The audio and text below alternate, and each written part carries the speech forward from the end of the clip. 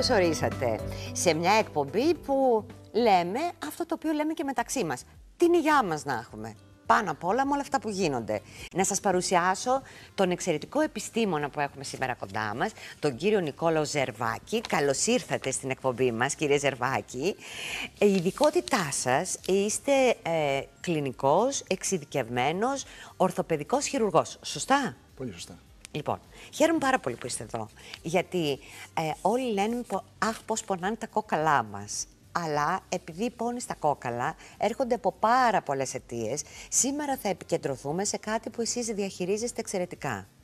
Και μιλάμε για τις φθορές που υπάρχουν στα γόνατα και στα ισχύα, ξεκινώντας από φθορές που αφορούν ανθρώπους μεγαλύτερης ηλικίας, για να δούμε πώς εσείς μπορείτε να τους δώσετε την άριστη ποιότητα ζωής που ψάχνουν, και μετά θα δούμε και τι συμβαίνει σε νεαρότερες ηλικίες, γιατί η φθορά στα γόνατα ή στις αρθρώσεις γενικότερα μπορεί να προέρχεται από πολλούς παράγοντες. Σωστά τα λέω ή λάθος? Τα λέτε πάρα πολύ σωστά. Ναι. Πρώτα απ' όλα θέλω να σας ευχαριστήσω για την τιμή που κάνατε να με προσκαλέσετε στην εκπομπή σας και που σας γνωρίζω και από κοντά. Μα τι λέτε, ελπίζω να σας αφήσουμε καλές εντυπώσεις φεύγοντας.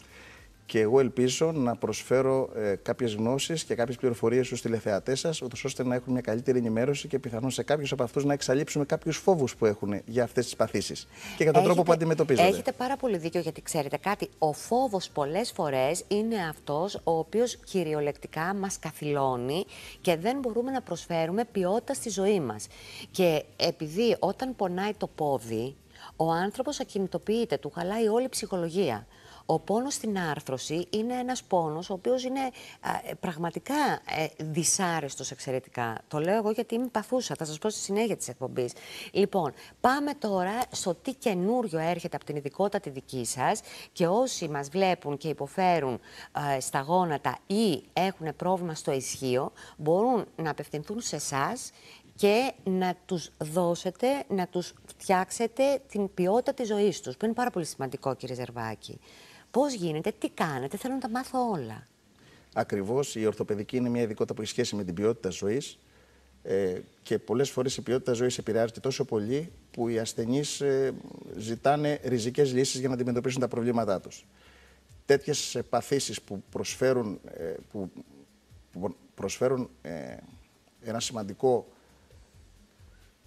Λέτε ότι υπάρχουν παθήσεις οι οποίες έχουν να κάνουν με όλο το φάσμα των αρθρώσεων, ή αυτό το οποίο μας καθυλώνει περισσότερο είναι οι πόνοι που μπορεί να επικεντρωθούν στο γόνατο ή στο ισχύο? Ισχύο είναι το σημείο το οποίο συνδέει το πόδι με τη λεκάνη. Ναι. Τα λέω απλά γιατί έτσι τα καταλαβαίνω. Πολύ ωραία τα λέτε. Θα επικεντρώσουμε στις μεγάλες αρθρώσεις, που είναι οι φορτιζόμενες αρθρώσεις, δηλαδή το ισχύο και το γόνατο. Είναι οι αρθρώσεις που κυρίως φθύρονται και κυρίως πονάνε οι ασθενείς. Οι ασθενείς λοιπόν φτάνουν στο γιατρό γιατί παραπονούνται για πόνο, γιατί παραπονούνται για εμπλοκή και πολλές φορές καθυλώνονται στο κρεβάτι. Δεν μπορούν να ευχαριστούν τις καθημερινές τους δραστηριότητες, δεν μπορούν να ευχαριστούν οικογενειακές στιγμές, δεν μπορούν να χαρούν κάποια πράγματα ή κάποιες αθλητικές δραστηριότητες που τους αρέσουν και ζητάνε μία ανακούφιση. Καταρχάς, θα σας διακόπτω, γιατί εσείς γνωρίζετε πάρα πολύ καλά το αντικείμενο, αλλά θα ήθελα να πληροφορήσουμε το κοινό ότι αυτό αφορά ηλικίες από έως πότε. Δηλαδή, αυτό στο οποίο επικεντρωνόμαστε και η μεγαλύτερη φθορά είναι από τα 50 και πάνω, είναι από τα 40 και πάνω. Πού αναφέρεστε καταρχάς για να δούμε μετά τι κάνουμε? Η φθορά των αρθρώσεων είναι μια φυσιολογική διαδικασία που έχει σχέση με τη γύρανση. Άρα, από κάποια ηλικία και μετά, έχει βρεθεί σε εργασίες ότι στην ηλικία των 67 ετών το 70% του πληθυσμού εμφανίζει ακτινολογικά ευρήματα αρθρίτιδας, κυρίως στις μεγάλες αρθρώσεις. Όμως, πρόωρη γύρανση της αρθρώσεως μπορεί να προέλθει και από ένα τραυματισμό. Αν λοιπόν κάποιος σε κάποια νεαρή ηλικία έχει ένα σοβαρό τροχαίο ατύχημα ή έχει κάνει μια έντονη αθλητική δραστηριότητα που να του επιφέρει κάποιες κακώσεις στους συνδέσμους ή στους χόνδρους των αρθρικών επιφανειών που φορτίζονται, κυρίως στις μεγάλες αρθρώσεις, ξαναλέω, τότε μπορεί να αρχίσει μια πρόωρη φθορά της άρθρωσης, μια πρόωρη αρθρίτιδα. Αυτό έχει ως αποτέλεσμα να καθυλώνεται ο άνθρωπος, διότι όταν πονάει το γόνατό μου ή όταν πονάει το ισχύο ή κουτσένω ή παίρνω παυσίπονα τα οποία πιθανόν να μην μου κάνουν τίποτα. Σωστά? Η καθήλωση, σωστά, η καθήλωση είναι το τελευταίο στάδιο. Δηλαδή, για να φτάσει κάποιος να καθηλωθεί, πρέπει η φθορά της αρθρώσεως να είναι πάρα πολύ μεγάλη. Στα πρώιμα στάδια προσπαθούμε με διάφορους τρόπους, με ελαφρές επεμβατικές τεχνικές, ακόμη και με συμπληρώματα όπως είναι το ιαλουρονικό, το οποίο είναι ο χορηγός της εκπομπής σας, να βοηθήσουμε την ομαλή λειτουργία της άρθρωσης. Κάποια στιγμή όμως η λειτουργία της άρθρωσης πάβει να είναι φυσιολογική, είναι επώδυνη, η άρθρωση γίνεται δίσκαμπτη και τότε οδηγείται κάποιος στο να καθηλωθεί.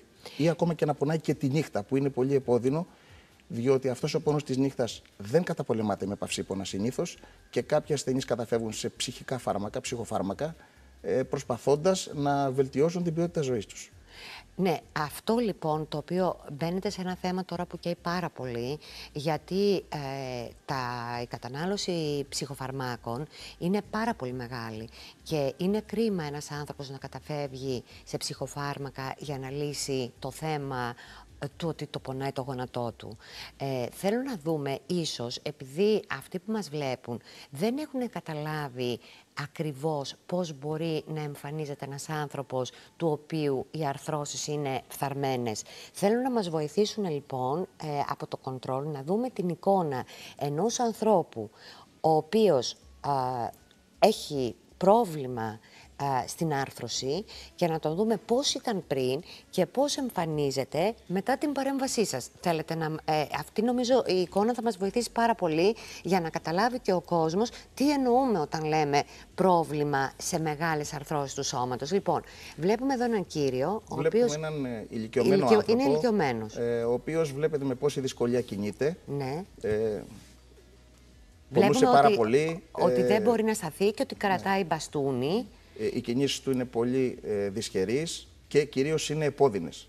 Έφτασε λοιπόν σε μένα γιατί ήθελε μια λύση στο πρόβλημά του. Το πρόβλημα πού επικεντρωνόταν? Ο συγκεκριμένος κύριος είχε πρόβλημα και στα δύο γόνατα. Μάλιστα. Βέβαια μπορούμε να δούμε, αυτή είναι ένα βίντεο που δείχνει πώς κινείται πριν το χειρουργείο και μπορούμε να δούμε και ένα βίντεο που δείχνει πώς κινείται μετά το χειρουργείο. Ναι, θέλω πριν πάμε στο μετά το χειρουργείο να μου πείτε το πρόβλημα το οποίο είχε στα γόνατα, τι αφορούσε, δηλαδή είχαν φθαρεί χόνδροι? Ναι. Ακριβώς είχαν καταστραφεί οι αρθρώσεις του. Ναι. Μπορούμε να δούμε, έχω ακτινογραφία που φαίνεται εκεί ακριβώς πώς έχω εκκουμπήσει κόκαλο με κόκαλο, το λέω λίγο απλά για να καταλάβει ο κόσμος. Δηλαδή, αυτός ο άνθρωπος για πόσο καιρό περπατούσε έτσι, δηλαδή πόσα χρόνια χρειάστηκαν για να φτάσει σε αυτό το σημείο? Γιατί δεν έγινε από τη μια μέρα στην άλλη. Αυτός ο άνθρωπος υπέφερε πάνω από 5 χρόνια, αλλά όπως και πολλοί άλλοι φοβόταν. Για να φτάσει λοιπόν κάποιος να ξεπεράσει το φόβο του και να ζητήσει τη βοήθεια ενός ειδικού, σημαίνει ότι έφτασε στο αμήν. Μάλιστα. Άρα έρχεται σε εσάς φοβισμένος. Εδώ ότι βλέπουμε, εδώ βλέπουμε τα πόδια του. Ακριβώς πώς ήταν. Είναι αυτό που λέει ο κόσμος ότι είναι σαν κουτάλες τα πόδια. Δηλαδή είναι η ρευογωνία. Είναι τα γόνατα, είναι το 80 με 85% των ασθενών έχουν αυτή την κατασκευή. Τα πόδια τους είναι στραβά προς τα μέσα. Ένα 10-15% έχουν τα πόδια στραβά προς τα έξω. Είναι η βλεσσιγωνία. Τι λέτε, μισό λεπτό. Αυτό είναι νόσος ή είναι εκγενετής αυτό που μου λέτε για την. Πώς το είπατε, είναι ρευογωνία. Είναι μια φυσιολογική εξέλιξη όταν η άρθρωση αρχίζει να καταστρέφεται, σιγά σιγά τα πόδια στραβώνουν. Αυτό δηλαδή είναι εκφυλιστικό. Είναι λόγω της παθήσεως. Γι' αυτό βλέπουμε ηλικιωμένους ανθρώπους να έχουν στραβώσει οι γάμπες τους. Έχει να κάνει με την άρθρωση αυτό. Έχει να κάνει με την άρθρωση. Η άρθρωση καταστρέφεται και όταν αρχίσει ο άξονας να επηρεάζεται, δηλαδή το πώς πατάμε η ευθεία να επηρεάζεται, τότε η καταστροφή της άρθρωσης είναι ταχύτατη. Μάλιστα. Αυτό είναι τα γόνατά του. Αυτή είναι μια άλλη ασθενής, είναι μια εικόνα που δείχνει ότι εκτός από την ρευότητα όταν κάποιος πατάει μπορεί να έρθει με τα γόνατα πρεσμένα, γεμάτα υγρά. Τα υγρά τι είναι μια αντίδραση που κάνει η φύση σε μια άρθρωση που καταλαβαίνει ότι πάσχει και προσπαθεί να χρησιμοποιήσει ένα λαϊκό όρο να αντιλαδώσει. Δηλαδή παράγει υγρό αρθρικό για να λαδώσει, είναι σαν μια μηχανή που έχει ένα γρέζι μέσα και βάζουμε λάδι για να δουλέψει καλύτερα. Η φύση λοιπόν προσπαθεί να κάνει την άρθρωση να δουλέψει καλύτερα, αλλά βέβαια αυτά τα υγρά που υπάρχουν εκεί είναι παθολογικά. Μισό λεπτό, επειδή τώρα είναι πολύ εντυπωσιακό αυτό το οποίο συζητάμε και επειδή εγώ καταλαβαίνω ότι όταν υπάρχει τριβή, πρέπει να υπάρχει κάποιο λιπαντικό ανάμεσα στα σώματα που τρίβει το ένα το άλλο για να μην υπάρξει μεγαλύτερη φθορά. Αυτό Και εμάς το ιαλουρονικό λένε ότι προλαμβάνει και έτσι είναι αυτή τη φθορά. Γιατί μπαίνει ανάμεσα στα κόκαλα και μπορεί να βοηθήσει να καθυστερήσει μια εξέλιξη κακιά. Εδώ τώρα που βλέπουμε τον κύριο να περπατάει έτσι, μπορώ παρακαλώ να τον δούμε μετά το χειρουργείο? Γιατί θέλω να σταθούμε λίγο σε αυτόν τον κύριο που είναι ηλικιωμένος και ο οποίος πάσχει. Εδώ είναι. Αυτός ο άνθρωπος είναι ο λοιπόν, ίδιος άνθρωπος. Είναι ο ίδιος άνθρωπος. 3 μήνες μετά το δεύτερο πόδι που χειρουργήθηκε, αυτή τη στιγμή περπατάει 3 χιλιόμετρα ανώδυνα. Σας το λέω έτσι, και είναι 84 χρονών. Με αγαπάει τόσο πολύ που κάθε 20 μέρες με παίρνει τηλέφωνο να δει τι κάνω. Είναι τόσο πολύ ευτυχισμένος με την κατάσταση στην οποία είναι μετά τις επεμβάσεις, που με θεωρεί σαν παιδί του. Έτσι μου έχει πει. Τι λέτε τώρα? Είναι εντυπωσιακό το πόσο ο άνθρωπος αυτός πραγματικά δηλαδή είναι σχεδόν ακροτηριασμένος στην πρώτη φάση που βλέπουμε της ζωής του. 5 χρόνια περνούσε αυτό το μαρτύριο και μετά από την παρέμβαση μπορεί και είναι 80 πόσο μου είπατε? 84 χρονών. Και περπατάει 3 χιλιόμετρα την ημέρα. Ωραία. Τι κάνατε σε αυτόν τον άνθρωπο? Θέλω να μείνει η εικόνα, είναι πάρα πολύ εντυπωσιακή. Τι κάνατε σε αυτόν τον άνθρωπο? Στον ασθενή αυτό κάναμε 2 αρθροπλαστικές, δηλαδή αντικαταστήσαμε τις φθαρμένες αρθρώσεις με 2 τεχνητές. Μπορούμε να δούμε σε ένα πρόπλασμα πώς είναι μια τεχνητή άρθρωση. Είναι ίσως η επόμενη φωτογραφία που θα δείξουν από το κοντρόλ σας, ναι. Για να καταλάβετε περίπου τι γίνεται. Δηλαδή αντικαθιστάτε με υλικό ολόκληρη την άρθρωση του ποδιού? Αντικαθιστούμε με κάποια τεχνητά υλικά τα φθαρμένα σημεία της αρθρώσεως. Αυτό είναι κύριε Ζερβάκη? Αυτό είναι μια εικόνα σε ένα πρόπλασμα, πώς με ειδικά εργαλεία έχουμε αποξέσει το κόκαλο το φθαρμένο και προσαρμόζουμε πάνω στο κόκαλο αυτά τα υλικά, τα εμφυτεύματα όπως τα λέμε, τα οποία βοηθούν το γόνατο να κινείται ανώδυνα. Συγγνώμη, αυτό το εμφύτευμα καταρχάς γίνεται ολική αναισθησία, μπαίνει ο άνθρωπος ή όχι? Πείτε μου λίγο πώς τοποθετείτε με ολική αναισθησία. Γίνεται μια επέμβαση. Ναι. Η επέμβαση απαιτεί να γίνει μια ανάρκωση του πάσχοντος σκέλους. Μάλιστα. Συνήθως και στις μεγάλες ηλικίες, γιατί μπορεί να υπάρχουν και άλλα προβλήματα, καρδιολογικά ή άλλα παθολογικά προβλήματα. Ναι. Κάνουμε περιοχικές ναρκώσεις, δηλαδή από τη μέση και κάτω, να το πω έτσι απλά. Άρα λοιπόν κάνετε αυτό που λέμε επισκληρίδιο, που ξέρουμε οι περισσότεροι, ή όχι? Τέλος πάντων. Η επισκληρίδιος είναι μία από τις περιοχικές ναρκώσεις. Τα Χρησιμοποιούμε λέτε ένα εσείς, συνδυασμό. ξέρω, είσαι επιστήμονας. Ναι. Εμείς που είμαστε απλοί, ξέρετε, άνθρωποι, λέμε ότι χρειάζεται ολική νάρκωση ή δεν χρειάζεται. Μπορεί να μην γίνει ολική νάρκωση. Άρα, καταλαβαίνω εγώ, αν ένας άνθρωπος έχει επιβαρυνθεί εξαιτίας της ηλικίας του, μπορεί να μην πάτε σε ολική νάρκωση για να. Σωστά το καταλαβαίνω? Καλά το καταλαβαίνετε. Απλώς έκανα τη διόρθωση ότι δεν είναι μόνο επισκληρίδιος και είναι συνδυασμένη, γιατί θέλουμε εκτός από τις 2-3 ώρες που θα είναι λίγο πριν το χειρουργείο και λίγο μετά που θα τελειώσει να κρατήσει αναλγησία, θέλουμε να κρατήσει και κάποιες ώρες ή μέρες μετά. Οπότε με συνδυασμένες τεχνικές μπορούμε μετά να πέφτει λίγο φάρμακο σιγά σιγά από ένα επισκληρίδιο καθετηράκι και για 2 μέρες ο ασθενής να είναι ανώδυνος. Να μπορεί να κινείται, να περπατάει, να είναι μουδιασμένος, αλλά να. Καταπληκτικό κινείται. είναι αυτό που μου λέτε. Δηλαδή, ο άνθρωπος μπαίνει στο χειρουργείο. Πόση ώρα κρατάει το χειρουργείο? Εντάξει, τα χειρουργεία ανάλογα με τις περιπτώσεις, ο μέσος όρος είναι γύρω στη 1,5 ώρα. Μάλιστα. Και μετά. Ο στόχος μας είναι να κινητοποιηθεί ώστε να το πιο σύντομα. Αυτό σημαίνει ότι πολλές φορές την ίδια μέρα το βράδυ ή και την άλλη μέρα το πρωί έχει σηκωθεί όρθιος. Με ένα βοήθημα, βέβαια, με τη βοήθεια του φυσικοθεραπευτή, αρχίζει κατευθείαν η αποκατάσταση του ασθενούς, που είναι στις σημερινές εποχές η ταχεία κινητοποίηση. Δηλαδή, ο κύριος εδώ που βλέπουμε, ο οποίος είναι, συγγνώμη, καμία σχέση η μία κατάσταση με την κατάσταση τη σημερινή του, εγχειρίστηκε, ας πούμε, το πρωί και το βράδυ τον σηκώσατε και περπάτησε με βοήθεια? Αν μπορούμε το βράδυ και υπάρχει βάρδια φυσικοθεραπευτή, το αργότερο την άλλη μέρα το πρωί. Οπωσδήποτε την άλλη μέρα το πρωί. Την άλλη μέρα το πρωί γίνεται αλλαγή στο τραύμα και σηκώνεται με ένα βοήθημα με το φυσικοθεραπευτή να κινηθεί, να περπατήσει. Και εάν ο άνθρωπος είχε πρόβλημα και στα 2 γόνατα, πρέπει πρώτα να γίνει η αλλαγή στο πρώτο και μετά μεσολαβεί διάστημα για να γίνει και στο δεύτερο, ή γίνεται ταυτόχρονα και στα 2? Σε σχετικά νέες ηλικίες ασθενών, δηλαδή 60-65, αν χρειαστεί να κάνουμε, που δεν υπάρχουν σοβαρά παθολογικά προβλήματα, μπορούν να γίνουν και τα 2 μαζί. Συνήθως όμως προτιμάμε 1-1, γιατί θέλει και κάποια εκπαίδευση ο ασθενής στο πώς θα βαδίζει, πώς θα κινείται, πώς θα φορτίζει το χειρουργημένο σκέλος, να μην παραπατήσει και πέσει, γιατί τότε έχουμε προβλήματα μεγάλα εάν συμβεί μια επιπλοκή. Άρα, Μπορεί να γίνουν και τα δύο μαζί, αλλά συνήθως γίνεται ένα-ένα. Αυτά τα εμφυτεύματα τα οποία είδαμε και μπορούμε να ξαναδούμε στην εικόνα, είναι από υλικό το οποίο μπορεί να δημιουργήσει κάποια παρενέργεια και πόσο χρόνο ζωής έχει, δηλαδή χρειάζεται να αλλάχτεί μετά από ένα χρονικό διάστημα ή όχι? Τα υλικά αυτά είναι πλήρως συμβατά με τον ανθρώπινο οργανισμό, Ναι. δεν έχουν καμία αντένδειξη, καμία ανεπιθύμητη ενέργεια σαν υλικά. Από εκεί και μετά το μεγάλο μυστικό είναι να τοποθετηθούν σωστά τα εμφυτεύματα.